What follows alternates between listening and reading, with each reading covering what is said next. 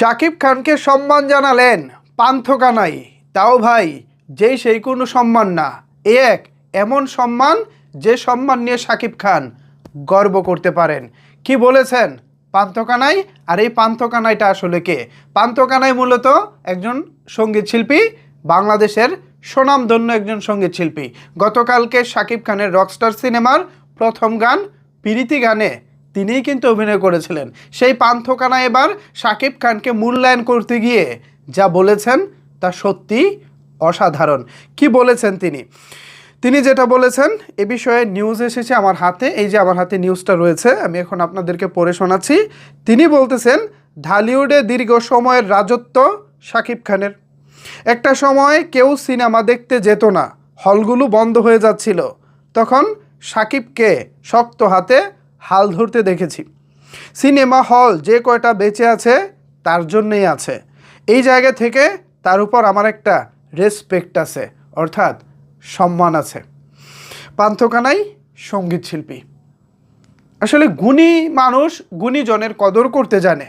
আমরা প্রায়ই দেখি ইন্ডাস্ট্রির ভিতরে যারা আছেন, এফডিসি ঘরানার যেসব মানুষজন আছেন, শাকিব খানের নাম শুনলে কেমন জানি তেলে বেগুনে জ্বলে ওঠে।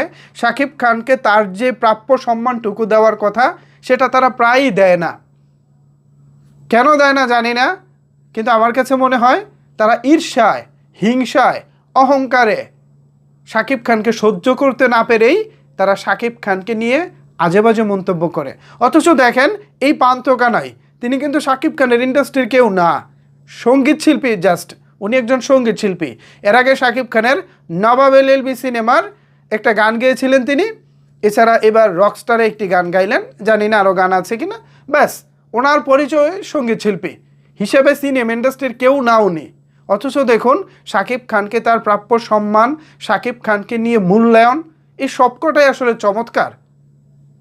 এভাবে আপনি ইন্ডাস্ট্রির সিনিয়র কাউকে দেখবেন না শাকিব খানকে নিয়ে এত চমৎকার মূল্যায়ন করে। বা এখনও যারা এফডিসিতে বসে শিল্পী সমিতিতে আড্ডা দেন, পরিচালক সমিতিতে আড্ডা দেন, বা 19টি যে বিভিন্ন সমিতি সংগঠন আছে এখানে বসে বসে যারা আড্ডা দেয়, তাদের কাউকেই দেখবেন না শাকিব খানকে এভাবে মূল্যায়ন করে কথা বলতেছে। অথচ শাকিব খানের ইন্ডাস্ট্রির বাইরের মানুষ, পান্থকানাই বলি বা আরও অন্যান্য অনেকেই আছেন যারা নিয়মিত শাকিব খানের প্রশংসা করেন। সত্যি শুধু প্রশংসা করছে বলে যে তার কথা বলতেছে এরকমটা না। তিনি ভাই এখান থেকে মানে শাকিব খানের ভক্তদের কাছ থেকে এই ভদ্রলোক সম্মান পাওয়ার রাখে, দাবি রাখে। কারণ যারা তার প্রিয় তারকাকে সম্মান করে, শাকিব খানের ভক্তদের উচিত তাদেরকেই সম্মান করা, তাই না? আর যারা শাকিব খানকে নিয়ে আজে বাজে কথা বলে, শাকিব খানের ভক্তদেরও উচিত তাদের প্রাপ্য সম্মানটুকু তাদেরকে বুঝিয়ে দেওয়া। অবশ্য শাকিব খানের ভক্তরা সেটা নিয়মিতই করে। এক্ষেত্রে শাকিব খানের ভক্তরা কখনোই ভুল করে না। দারুণ পান্থকানাই সাহেব, আপনার কথা আমার খুবই ভালো লেগেছে। আশা করি সাকিবিয়ানদেরও ভালো লেগেছে।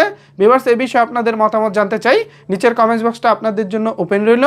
ধন্যবাদ সবাইকে এতক্ষণ আমার সাথে থাকার জন্য।